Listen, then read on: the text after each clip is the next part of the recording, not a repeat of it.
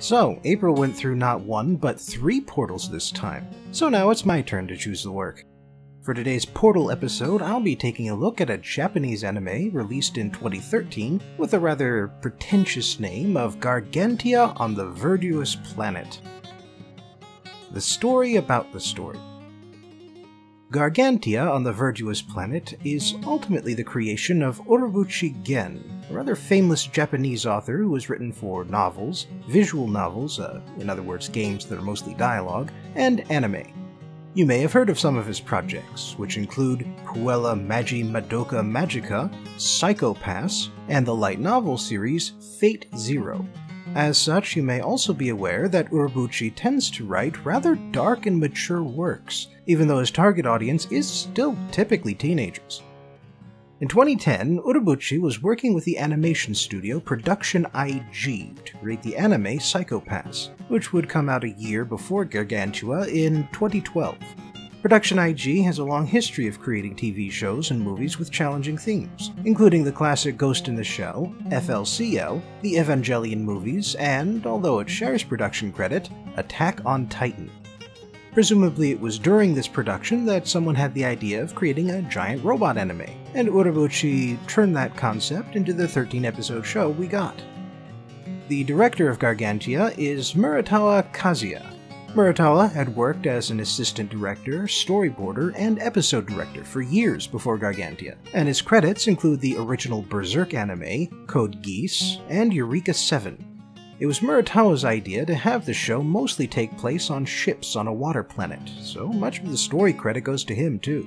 Still, Urobuchi would script the first and last episodes personally. The production of Gargantia was centered around the anime, but the show was only part of a multimedia blitz, a fairly common tactic among Japanese production companies these days.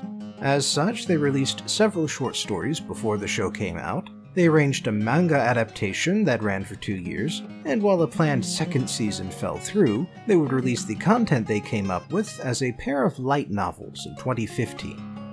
The general consensus seems to be that Gargantia was modestly good and decently popular, but unfortunately not Urobuchi's finest work. Still, I happen to be fond of it, and hopefully you'll see why as I describe the story. We start with the Galactic Alliance of Humankind, a spacefaring civilization that lives in massive orbital colonies throughout the galaxy. However, this alliance is threatened by a race of squid-like aliens known as the Hideaus, creatures that can live in open space and shoot lasers from their organic bodies. Our protagonist is Ensign Leto, a teenager who has, despite his years, spent years serving in the Galactic Alliance military. Leto effectively lives in the cockpit of his machine caliber, which has an AI named Chamber. His commanding officer is Kugel, and as we join Leto, his squad is taking part in a preemptive strike on a group of Hideaus. However, the strike goes poorly. The Alliance underestimated the Hideaus and are forced to retreat. Leto and Kugel both stay behind to protect the rear, but as a result, Kugel doesn't reach the warp gate in time, and Leto gets flung who knows where when he falls off the capital ship he tries to get a ride on. We next jump to a big rusty ship interior. A salvage team has managed to recover Leto's machine caliber, but none of their equipment can so much as scratch the paint. Chamber rouses Leto to get a pilot decision, and Leto decides to wait until everyone leaves before sneaking out of the cockpit to take a look around. However, a girl named Amy and the lead mechanic named Pinion come back for another look. So, Leto grabs Amy and starts running through the ship. The reason he grabs her is so that security personnel won't have a clear shot. And the reason he starts running is so that Chamber can map the ship using his remote connection to Leto. But all of that ends quickly when Leto reaches the top deck and realizes that he's standing on an ocean-going ship, not a spacefaring ship. The Galactic Alliance lives entirely in space, and Earth is nothing more than a distant memory of a planet long since destroyed. But here Earth is, and it's habitable, and Leto is standing on a ship on its surface. Leto is stunned by this revelation, and so Amy gets free and he ends up cornered on a crane arm, surrounded by armed guards. So he calls Chamber to back him up, and this stuns the locals into holding fire. There's something of a communication problem since the locals and Leto speak different languages, but fortunately learning languages is something Chamber can do, since there's more to the galaxy than the Alliance and the Hideaus. After a lengthy standoff, Amy volunteers to speak to the strange boy and try to figure out where he comes from. To answer that question, Leto points up. For her part, Amy describes what's happened to Earth. Long ago, the world froze over in a vast ice age, but humans managed to survive the ice long enough for it all to melt and swallow up the vast majority of the land. These days, humans live on giant collections of ships that use equally giant cranes to hook themselves together, and they survive by fishing and salvaging what they can from the now underwater surface. Leto has found himself on the largest known fleet in the world, named Gargantia. After about a day or two, one of Gargantia's salvage fleets comes under attack from pirates, and they're too far out for the escort ships to get there in time. Amy asks Leto to help, and Leto decides to do so, since he's learned that the Gargantia people believe in helping those who help you, while the pirates only believe in taking what they want. Of course, Leto and Chamber are still in extermination mode, so they blow up all of the pirate ships and disintegrate every pirate on the salvage fleet for good measure. Chamber is far beyond any tech on Earth, and so everyone is quite horrified by what just happened. A part of the reason they're horrified is because they know the pirates will have to retaliate, or they'll lose too much face. So Amy and the Gargantia's effective leader, Ridget, have to explain to Leto concepts like armed deterrence and the cycle of violence. To his credit, once Leto understands, he orders Chamber to use minimal force and avoid human casualties during the inevitable pirate raid. This raid is led by Captain Lukage, and although she has a gimmicky appearance and a giant lobster robot, she too is absolutely no match for Leto and Chamber. The next few episodes after that are remarkably slow-paced. No big battles, no giant robot fights, just stuff about Leto getting used to life on Gargantia, and being introduced to things like currency, finding a purpose in life that isn't killing Hideaus, days off, and allowing disabled people to live instead of killing them. Turns out the Galactic Alliance is actually a pretty terrible place to live. Oh yeah, and Leto has a panic moment when he sees a mutant future octopus served on a plate because they resemble Hideaus. Eventually, Leto shows an interest in salvaging, and both the lead salvager Bellows and the mechanic Pinion try to recruit him. Turns out Chamber can handle high pressures as well as the vacuum of space, so Leto doesn't even have to switch robots. Leto picks Bellows instead of Pinion, since Bellows promises to teach him everything she knows, but during his first trip to the bottom, Leto spots a glowing creature which the locals call a whale squid, but Chamber positively identifies as a Hideaus. Leto goes into combat mode immediately, but just like the giant robots on Earth, the Hideaus here are no match for Chamber. The people of Gargantia are once again horrified. Killing a whale squid is an ancient taboo, at least partly because they're mostly peaceful but will seek revenge if one of them gets killed. Sure enough, a massive pod of thousands of whale squid pass under the ship, but Gargantia avoids conflict by powering down, making no noise, and holding Leto at gunpoint so he won't go down and start shooting. However, Pinion approves of Leto's action. He has no love of whale squids, since they killed his brother, and he knows about a treasure trove of salvage hidden in whale squid territory.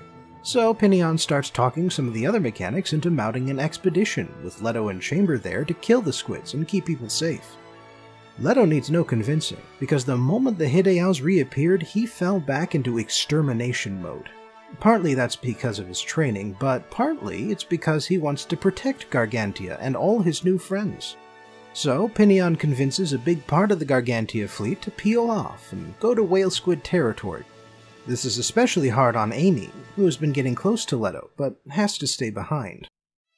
The salvage operation and the slaughter of the whale squid go perfectly, but while Leto and Chamber are down in the squid nest, they recover some old videos. It turns out the people of Earth knew the Ice Age was incoming, and while it was coming on rapidly, they still had a few years to do something about it. However, they disagreed on how to survive it. Some pinned their hopes on a traditional, if accelerated, space program, but others chose to rely instead on genetic engineering and biotech. The idea was that a sufficiently prepared human body could survive even in the vacuum of space, or through any other conditions the universe might throw at them, and the people who went through the operation looked remarkably like giant squids. When they found out about it, the space program faction started a war against the biotech evolvers, a conflict that would continue for thousands of years. And when Chamber then kills a very childlike, immature Hideaus, Leto has a crisis of faith. Leto's bad day continues when he returns to the surface, even as the rest of the breakaway fleet starts salvaging all the weapons and equipment left by the Evolvers. However, Chamber points out that this revelation doesn't change anything. The Hideaus may be descended from humans, but they lost their intelligence, since their perfected bodies didn't need it. Also, they still represent an existential threat to the Galactic Alliance. Plus, Leto has killed humans before without remorse. Still, this does prove that the humans and whale squid of Earth can coexist in peace. Meanwhile, Pinion makes a very ill-advised public broadcast boasting about how they killed the whale squid of the Sea of Mist and how all the riches underneath it are theirs now. Predictably, this attracts a bunch of pirates, and when some of the defeated pirates offer to join, Pinion gets a crazy idea about building a bigger fleet than Gargantia.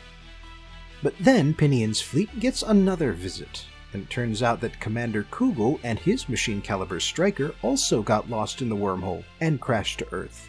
And he's been busy. His entire fleet is full of cultish followers who worship Stryker as a living god, and who strictly follow the laws and structure of the Galactic Alliance. To make a long and depressing section short, Leto gladly follows Commander Kugel at first, since he brings some comfortably familiar structure back into his life, but then Leto notices that Kugel's fleet also follow the practice of shooting their sick and disabled members into the ocean. And while this was maybe necessary in space, where resources are scarce and threats are always looming, it's unnecessary on Earth, and Leto rebels against Kugel. Meanwhile, Pinion's fleet gets absorbed into Kugel's, but Pinion starts to ferment a rebellion. The pirate woman from earlier turns out to be on board too, and while at first she acts like a true believer, she quickly switches sides once the fighting starts. Specifically, the fighting starts when Gargantia approaches the Sea of Mists and assists Pinion's rebellion. And at this point, it's revealed that the giant tower on the main Gargantia ship is actually a massive artillery cannon that can shoot beyond the horizon. Before the fighting begins, though, Leto discovers that Commander Kugel is actually dead, and has been for some time. His machine-caliber striker has been simulating his voice and personality in order to lead the fleet. Chamber believes that this was a bad choice and that her conclusions are invalid, and so the two giant robots keep each other busy as the fleets fight below them. Leto pushes himself to the limit in this fight, but when Amy flies by to encourage him, he realizes that he doesn't want to die. So Chamber, whose primary mission is to support his pilot, ejects Leto and explodes, taking Stryker out with him. The show ends with a short epilogue that takes place some time after the big battle. Leto has become a full-time salvager, and his relationship with Amy is improving. Pinion's breakaway fleet has rejoined Gargantia, and so has part of Kugel's fleet. The rest is presumably out there, rethinking a few things. Ultimately, though, life on Earth has finally gone back to normal. The analysis. Urobuchi Gen has said that Gargantia on the Verdurous Planet is an allegory for growing up, for graduating from high school or college and finding oneself in the vast and scary world outside academia. Now, that wasn't my first interpretation, but I can definitely see it. Leto's life, up until the show begins, has been extremely structured and predictable. He and other kids his age are told what to do, where to go, and what to think. And while he's been promised freedom and opportunities for self-reliance in the future, he has no real experience with either concept. And yet, that's what happens to him, and it happens much more suddenly and traumatically than he expected. In this allegory, Chamber is effectively Leto's father. After all, Chamber's goal is to support his son and help him become the best person he can be. And while he's rather stuck in his old ways, he is the best kind of parent. The one who's willing to listen to his child and change his opinion when his son makes a good argument. And while most fathers don't explode to protect their kids, Leto does need to live without Chamber and stand on his own to become a full adult. Something else Leto realizes during this transition is that the world isn't as black and white as he was taught as a child. His side is gray. The other side is gray. And frankly, the authorities in his life have been lying straight to his face, mostly because it makes him easier to handle. The bullies who tormented him as a kid turn out to be just people. And while he doesn't have to think now that they're good people all of a sudden, he doesn't have to make war against them either. He can just avoid them. It's surprisingly easy when you're an adult, at least compared to when you're a kid and you're stuck in school with them. Either way, when you grow up, you realize that all of those monumentally important things that you cared about as a child were actually not that big a deal, even if you do still have to deal with them. Anyway, my first interpretation, and this is probably thanks to all that Dungeons & Dragons I've played, is that Gargantia is a repudiation of the extremes of order and chaos. The Galactic Alliance is extremely rigid and collectivist. Every individual must fight for the Alliance or support those who do fight. And if a person cannot do so for one reason or another, that person must be removed so that the Alliance can spend its resources on people who are useful. Pleasure and free time are rewards for hard work, not rights. And privacy simply doesn't exist. Leaders are to be followed without question, and for their part, leaders must follow societal dogma whenever possible. All of that makes for a dysfunctional society, but the Hideaus are no better. They are individualist, to the point that they have rejected civilization and everything that goes with it. Ultimately, this includes the highly advanced social brains that humans have. The brains we use to solve complex problems and to work together to accomplish complex tasks that an individual could never perform. The Evolvers developed advanced biotechnology that allows them to change and adapt their bodies at extreme speeds, but the Hideaus couldn't possibly alter this technology because their unused brains have atrophied. The compromises of civilization are required for the accomplishments of civilization. The Hideaus may live in groups, but they do not live in a society. One last point I'd like to make is that Chamber is an excellent robot. He never breaks his programming, he never shifts his priorities, and even when he's sacrificing himself, he never shows an emotion. His opinions and conclusions diverge from the other robot Striker, but the reason they diverge is because of what he's seen and done with Leto, and because Leto consistently explains the logic of his choices. Thus, two emotionless robots, having gone through two different experiences, have come to two different yet logical conclusions that are so divergent that they must fight each other. After all, logic is a method, not a philosophy. Thanks for joining me again for today's show review, and I hope I'll see you next time for another Japanese story about a young person traveling far, far away from home.